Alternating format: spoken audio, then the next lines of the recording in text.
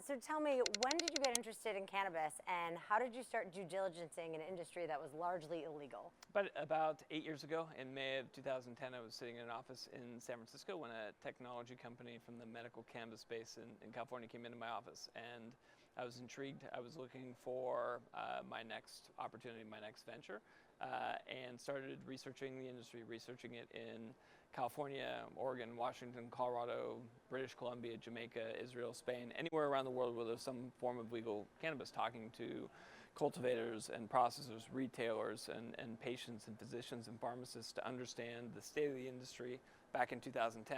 And the more I researched it, the more convinced I became that cannabis is a mainstream product consumed by mainstream people around the world. It's a mainstream medicine consumed by mainstream patients around the world.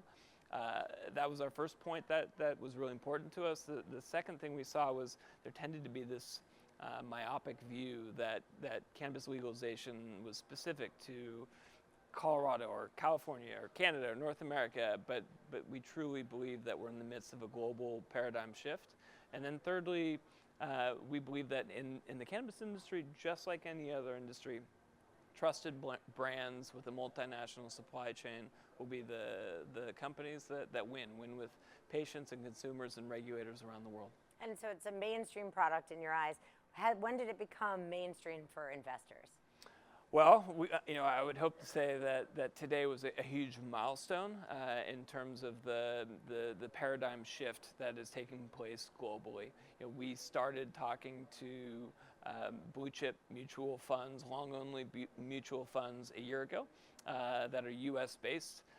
And as part of those conversations, they wanted a cannabis company to IPO in the U.S., to list in the U.S., to be regulated by the SEC, and to report financials according to U.S. GAAP. And we heard that comment from them and started a whole series of conversations with the SEC and Nasdaq and Canadian regulators that resulted in us being here today.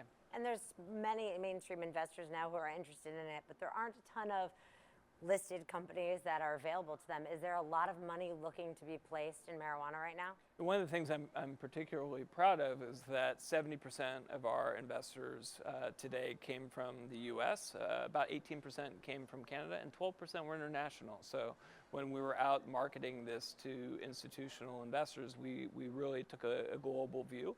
We went to Hong Kong and Sydney, we went to Frankfurt and London, and had a tremendous response from those locations. And to us, that again signifies the global acceptance of the paradigm shift that is happening.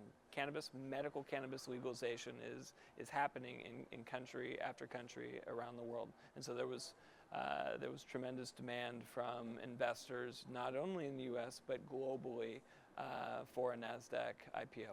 And what's the most important thing for the success of Tilray? Is it the continued legalization across the world? There's two things that are extremely important to us. So our products today are available in 10 countries on 5 continents. And so we continue to look at new export opportunities to additional countries around the world. In those countries, our Tilray products are available in pharmacies. And so that's hugely important. At the same time, Canada is the first G7 nation to legalize cannabis for adult use. Uruguay was the first country. Canada's the second country in the world. We know that adult use opportunity, we'll see the first sale October 17th. We know that's a huge opportunity. What we don't know is how many other countries around the world are going to follow in Canada's footsteps and legalize cannabis for adult use.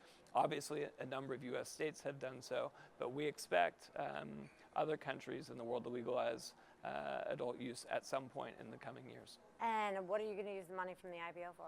So continued global expansion. We're increasing our production capacity in Canada as well as Portugal. So Tilray was one of the first companies licensed in Canada, the first to have a cultivation license outside of Canada. So we have a facility that is operating in Portugal today, and so we'll continue to expand that.